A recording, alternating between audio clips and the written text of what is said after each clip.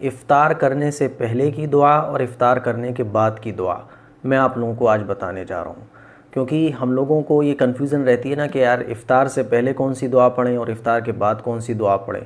फिर बहुत सारी दुआएं हमारे सामने आ जाती हैं। कोई कह रहा होता है ये पढ़ो, कोई कह रहा होता है वो पढ़ो, कोई कहता है ये हदीस से साबित नहीं है, कोई कहता है ये हदीस से साबित नहीं है। आज मैं आप लोगों को बिल्कुल सिंपल वे में दो दुआएं बताने जा रहा हूँ और ये दोनों दुआ हदीस शरीफ में मौजूद हैं। हदीस की किताब है अबू दाऊद, उसमें ये दोनों दुआएं मौजूद हैं।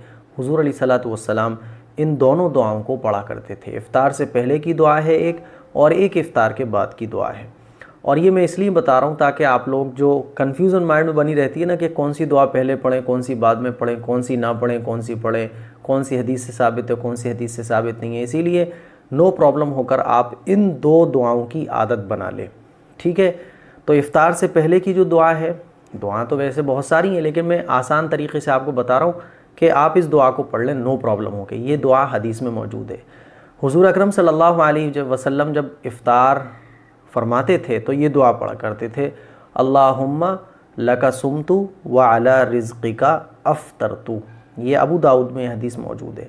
इस दुआ का तर्जुमा है, ए अल्लाह, आप ही के वास्ते मैंने रोज़ा रखा और आप ही के रिस्क पर मैंने आप ही के दिए हुए रिस्क में से मैंने रोज़ा इफ़्तार किया।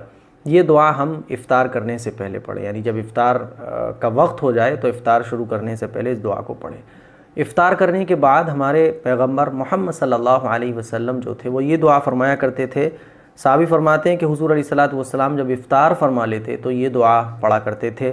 देखिए स्क्रीन पर आप, ज़हबज़्ज़मअु वब्तल्लतिल उरूक़ु व सबतल अज्रु इंशाअल्लाह। इस दुआ का तर्जुमा है कि प्यास चली गई, जो रोज़ा रखने के बाद जो प्यास थी वो इफ़्तार करने के बाद ख़त्म हो गई, और प्यास की वजह से जो रगें सूख गई थी वो तर हो गई, और अज्र जो है वो साबित हो गया अगर अल्लाह ने चाहा।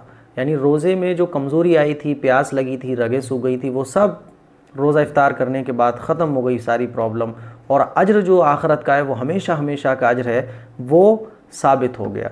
ये इस दुआ का तर्जुमा है। तो रोज़ा इफ़्तार करने से पहले आप ये दुआ पढ़ लें, अल्लाहुम्मा लका सुमतु व अला रिज़्क़िका अफ़्तरतु, और इफ़्तार करने के बाद आप इस दुआ को पढ़ सकते हैं, ज़हबज़्ज़मअु वब्तल्लतिल उरूक़ु व सबतल अज्रु इंशाअल्लाह। तो बस ये दो दुआएं हैं, ज़्यादा कंफ्यूज ना हो, ज़्यादा ये ना चक्कर में पड़ें कि कौन सी दुआ पढ़ें कौन सी छोड़ें। अच्छा, एक दुआ जो मशहूर है, अल्लाहुम्मा लका सुमतु व बिका आमनतु, अल्लाहुम्मा इन्नी लका सुमतु, ये भी है, व बिका आमनतु व अलैका तवक्कलतु व अला रिज़्क़िका अफ़्तरतु। अगर आपको ये दुआ याद है तो आप ये भी पढ़ सकते हैं, नो प्रॉब्लम।